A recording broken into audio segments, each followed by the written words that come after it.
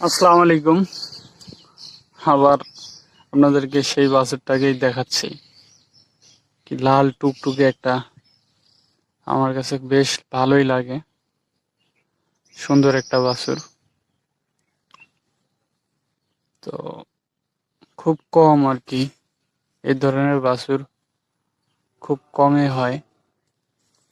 কম স- উম, কম করে হলেও দেশি গরুর জন্য এই বাছুরগুলো ভালো মানের বাছুর কিন্তু কম হয়।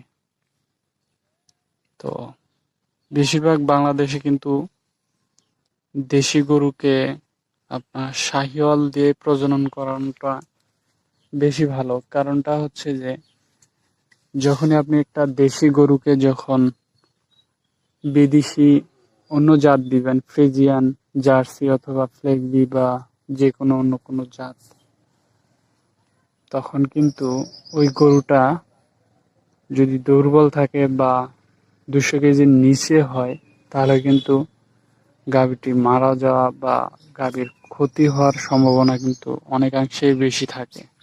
সেজন্য সবাই উম, আপনার প্রাথমিক সবাই যেসব কর্মী আছে, প্রাথমিক অবস্থায় শাহিওয়াল বীজটাই তারা সাজেস্ট করে এবং এটা ভালো একটা দিক। আস্তে আস্তে যখন আপনার শাহিওয়ালের মধ্যে যখন আপনার বকনা বাছুর হবে, সেই বকনা বাছুরটা যখন অ্যাডাল্ট হবে, তখন কিন্তু আপনি ওই গাভী থেকে বা ওই আহ করস বাছুর থেকে, ওই করস গরু থেকে আপনি অন্য যে কোনো জাত নিতে পারেন।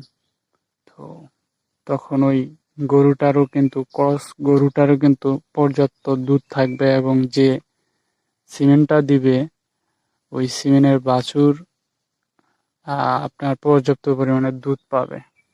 তো আপনারা যারা নতুন আহ খামারি বা দেশি গরুর খামার করতে চাচ্ছেন, তো আমি সাজেস্ট করব শাহিওয়াল গরুর সিমেন্ট অবশ্যই আপনারা ব্যবহার করবেন।